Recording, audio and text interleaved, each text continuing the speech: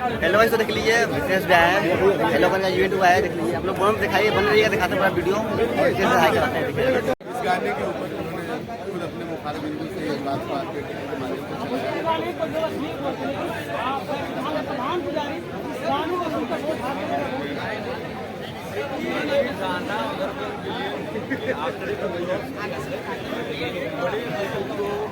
आशीर्वाद से और 100 करोड़ एक आंकड़ा होता है भैया। 100 करोड़ लोगों ने देखा है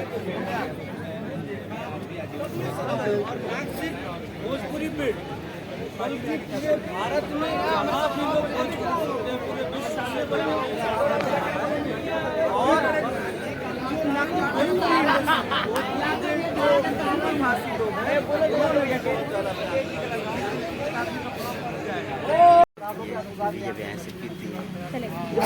बताइए, चलिए हम लोग एंजॉय करेंगे। रितन से जा रहे हैं अब, इतना भीड़ लगा, देखिए इतना भीड़ लगा हुआ है। चलिए आप लोग अच्छा लगा लाइक कमेंट कर दीजिए, आप लोग ढेर सारा आशीर्वाद दीजिए। ये जा रहे हैं, गाड़ी में बैठ गए हैं।